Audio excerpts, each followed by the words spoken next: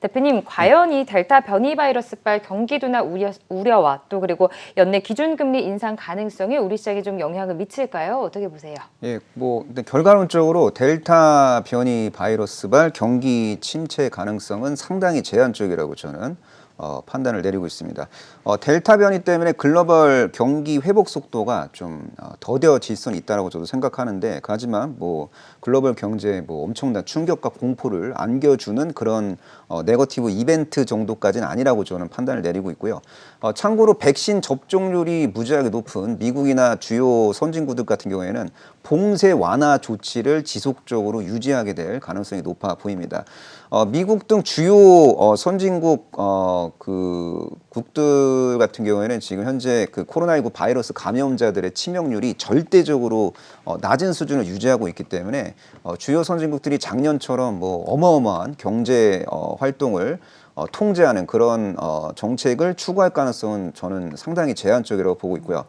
그리고 선진국 같은 경우에는 이제 코로나19를 극복하는 단계에 이제 진입을 하게 될 겁니다. 그렇게 될 경우에는 정책 모멘텀이 좀 부재한 그런 국면을 맞이하게 되는데, 하지만 그럼에도 불구하고 경제활동 정상화 그리고 보복 소비 본격화 이슈가 이제 맞물리면서 새로운 모멘텀이 부각되면서 증시의 어떤 상승 추세가 좀 유지가 될 가능성이 높다고 생각하고 있고, 미국 경기 회복은 지금 현재 상당히 좀 긍정적으로 이제 전개될 가능성이 높아요. 그리고 미국 경제의 건전성 등을 이제 가늠하는 핵심 지표 중에 신용 스프레드라고 있는데, 신용 스프레드가 안정적인 흐름을 지금 현재 보이고 있습니다. 그래서 갑자기 델타 변이 때문에 신용 리스크가 대두가 되면서 전 세계 증시가 이제 붕괴되는 시나리오는 현실화될 가능성 저는 없다고 생각을 하고 있습니다. 그리고 특히 많은 시청자분들은 미국 10년 만기 국채 수익률을 매일매일 모니터링할 필요가 있어 보인다. 만약에 경기 침체 우려로 안전자산인 미국 10년물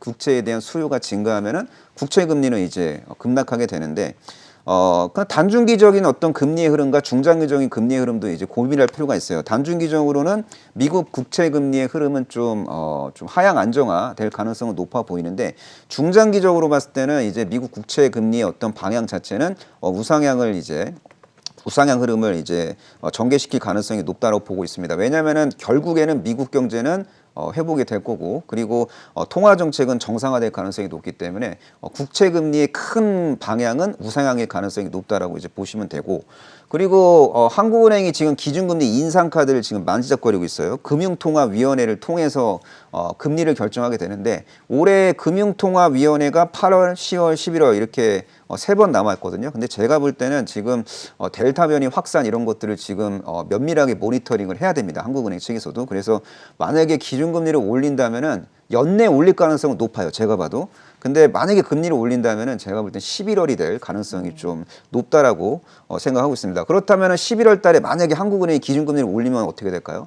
글쎄요. 시장에 큰 충격파를 줄 것 같지는 않아 보입니다. 사실은 우리는 한국 기준금리보다는 미국 기준금리 그리고 미국의 테이퍼링 정책에 더 민감하게 반응할 텐데, 만약에 미국의 테이퍼링 이슈와 한국의 기준금리 인상 스토리가 맞물릴 경우에는 시장 변동성이 확대될 수 있겠지만, 테이퍼링은 예상된 어떤 시나리오 안에서 전개가 되고 11월에 한국은행 기준금리 올린다? 그러면 충분히 시장에서 예상하고 있는 이벤트이기 때문에 그렇게 큰 충격을 줄 가능성은 없다라고 저는 생각하고 있고, 지금 현재 델타 변이 때문에 오히려 연준이 통화 정책을 조기에 정상화하고자 하는 어떤 의지가 꺾인 것 같아요. 그래서 오히려 이 증시의 유동성 파티가 좀 더 연장이 될 확률은 좀 비교적 높아 보입니다. 그건 이럴 때일수록 기업 펀더멘털의 선택과 집중을 해야 되는데, 지금 미국 기업들 실적 컨디션 무지하게 좋아요. 지금 미국을 대표하는 기업들 실적 공개하고 있는데, 실적을 공개하는 기업들의 80% 이상이 예상치를 상회하는 실적을 지금 공개하고 있고, 한국 기업들도 지금까지 그 실적 발표한 기업들을 보면은 예상치를 상회하는 기업들이 제법 있고, 한국 기업들의 2분기 실적 컨디션 상당히 좀 양호한 것으로 지금 나타나고 있고, 코로나19 확산에 따른 수출 둔화 압력이 지금 현재 지표로서 지금 드러나고 있지는 않고 있습니다. 참고로 7월 1일부터 22일까지의 수출 증가율이, 한국 수출 증가율이 전년 동월 대비 32.8% 증가했습니다. 양호한 수출 증가율은 이 수출 기업들의 이익 개선으로 이어질 수 있다는 걸 좀 기억할 필요가 있겠고 지금 선진국 국민들의 가계 그 저축 규모가 거의 역대급이라고 보시면 돼요. 그래서 이 억압된 소비가 이제 본격적으로 이제 폭발할 때 그럴 때 한국 기업들 저는 수혜를 볼 수 있다고 보고 있고 전반적으로 한국 수출 기업들 입장에서 유리한 상황들이 지금 계속되고 있고 그래서 이 수출 한국을 대표하는 수출 기업들의 호실적이 코로나19 재확산에 따른 그 내수업황 둔화 리스크를 좀 상쇄시키는 국면이 지금 이제 확인이 되고 있다라고 좀 보고 있고 다만 차트상으로는 좀 부담이 돼요. 왜냐하면은 코스피 월봉 차트를 보면은 8개월 연속 상승을 했거든요. 이번 달까지 오르면 9개월 연속이에요. 사실은 9개월 연속 상승하는 게 그게 쉬운 게 아닙니다. 그래서 현재 코스피 지수 자체는 레벨에 대한 어떤 부담감은 분명히 존재합니다. 그래서 9개월 연속 상승 흐름을 기대하는 건 어쩌면 우리들의 욕심일 수도 있다고 저는 생각하거든요. 그래서 코스피는 이제 좁은 박스 안에서 이제 등락을 할 것 같아요. 그래서 3,200 근처 진입하면은 저가 매수가 유입되고 그리고 3,300 근처 들어오면은 약간 좀 차익 실현 매물이 이제 출회되는 그런 어떤 박스 안에서 왔다 갔다 하는 장세가 당분간 지속될 것으로 저는 예상을 하고 있습니다. 네, 알겠습니다. 한국 기준금리 인상이 증시에 미치는 영향은 제한적일 것이다라고 말씀해 주시면서 그래도 지수 레벨에 대한 부담감 속에서 박스권 흐름은 지속될 것이다라고 의견을 주셨습니다. 자, 그렇다면 대표님, 우리 시장 이제는 뭐 다음 주 또 다다음 주면 8월에 시장이 시작이 됩니다. 이런 가운데 우리 개인 투자자분들 입장에서 이 단기와 또 중장기 투자 전략을 좀 나눠서 제시를 해주신다면 어떤 게 있을까요? 일단 기본적으로 단중기적으로 대응하시는 분들은 일단 달리는 말에 이제 올라타는데 너무 달릴 때 올라타지 마시고 달리는 말이 잠깐 쉴 때 템포 조절할 때 그럴 때 기법을 동원해서 접근을 하면은 뭐 단기적인 수익 성과를 저는 추구할 수 있다라고 판단을 내리고 있습니다.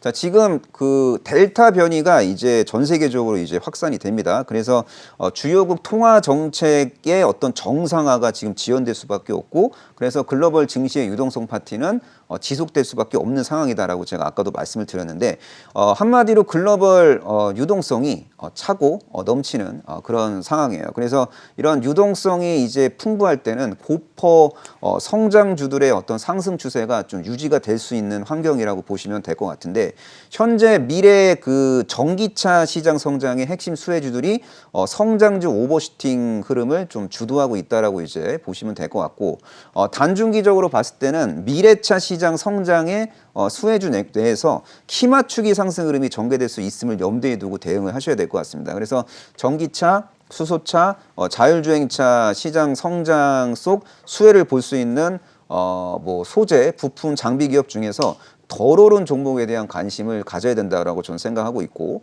그리고 지금 여러분들도 아시다시피 국민연금은 주식시장의 큰 손인데 국민연금이 이제 시차를 두고 벤치마크를 이제 개편할 예정이고 구체적인 적용 시점은 아마 시차를 두고 이제 확인이 될 것으로 예상이 됩니다. 그래서 국민연금이 이제 시차를 두고 이제 앞으로는 코스닥 비중을 좀 더 확대할 가능성이 높거든요. 그래서 이런 환경 속에서 코스닥 시총 상위 종목군들도 수급적으로 좀 유리한 국면을 맞이할 수 있고 코스닥 시총 상위 종목 안에는 바이오 헬스케어 기업들이 많이 포진되어 있기 때문에 나포가대 메리트가 부각되고 있는 바이오 헬스케어 기업들에 대한 관심도 가져야 된다고 저는 생각하고 있고 그리고 7월 FOMC 회의가 미국 현지 시간으로 27일부터 이틀 동안 이제 진행이 되는데 연준은 지금 현재 그 테이퍼링에 대한 논의를 지금 하고 있다 이렇게 보시면 되고 하지만 뭐 테이퍼링을 굳이 서두를 필요는 없는 것 같다라는 컨센서스가 지금 형성이 되어 있는 것으로 저는 예상을 하고 있습니다. 근데 이제 그 델타 변이 때문에 이제 뭐 그 테이퍼링 그 스케줄을 공개하기가 상당히 지금 껄끄러운 상황이긴 하지만 아마도 8월 말 잭슨홀 미팅 혹은 9월 FOMC를 통해서 테이퍼링에 대한 스케줄이 어쩌면 공개될 수도 있어 보여요. 그래서 7월 FOMC가 중요한 게 아니라 8월 말 잭슨홀 미팅과 9월 FOMC가 더 중요하다라는 거. 그리고 8월 말로 갈수록 그리고 9월로 갈수록 약간 좀 테이퍼링에 대한 어떤 공포감을 시장이 느낄 수 있다라는 것도 좀 어느 정도 계산하고 시장 분석을 해야 된다고 저는 생각을 하고 있습니다. 만약에 지금 당장은 아니지만 미국의 통화 정책이 내년에 정상화되는 스텝을 밟는다고 가정을 해보자고요. 그러면 환율하고 금리는 상승 압력을 받을 수밖에 없습니다. 지금은 뭐 환율하고 금리에 대해서 많은 분들이 뭐 스트레스를 안 받지만 내년 정도 되면은 원달러 환율도 상승하고 금리도 계단식으로 올라가네 이런 느낌이 아마 좀 물씬 드는 그런 상황이 아마 눈앞에 펼쳐질 가능성은 높다고 저는 생각하거든요. 그래서 내년에는 올해보다 환율 레벨이 올라갈 것이다. 내년에는 올해보다 금리 레벨이 올라갈 것이다. 이렇게 좀 계산을 하셔야 돼요. 이렇게 될 경우 환율이 만약에 올라갈 때 어떤 업종이 수혜를 보느냐 한번 고민해 보자고요. 환율 상승 대표적인 수혜 업종은 첫 번째 반도체, 두 번째 IT 하드웨어, 세 번째 자동차주입니다. 그리고 이 반도체, IT 하드웨어 그리고 자동차 대표주들은요. 내년도 성장 이슈가 부각될 수 있는데 전 세계 그 비교 대상 기업들 대비 저평가돼 있어요. 일종의 성장형 가치주 카테고리 안에 포함을 시킬 수도 있습니다. 성장도 하는데 가치 주기도 해요. 그래서 금리가 올라가면 가치주가 유리하다 그러고 환율이 상승하면 수출주가 유리하잖아요. 그래서 이런 스타일의 기업들을 좀 지금부터 관심을 가져야 된다고 생각하고 있고 반면에 원자재 수입 비중이 높고 수출 비중이 제한적인 기업들은 좀 피해를 볼 수 있습니다. 대표적으로 지금 올해 업황이 좋은 음식료 업종, 뭐 가격 인상에 대한 기대감으로 뭐 주가가 뭐 더 오를 수 있다 얘기 나오고 있지만 만약에 원자재 수입 비중이 높은 뭐 철강, 화학, 음식료 이런 업종은 내년에 업황이 좀 올해보다 좀 둔화될 수도 있지 않을까. 그리고 영업이익률이 내년에는 좀 훼손될 수도 있지 않을까라는 합리적 의심을 해도 돼요. 너무 빠르게 할 필요는 없고 내년 정도 되면은 올해 연말이나 내년 초 정도에 이런 고민을 하셔도 될 것 같고. 그러니까 결론은요.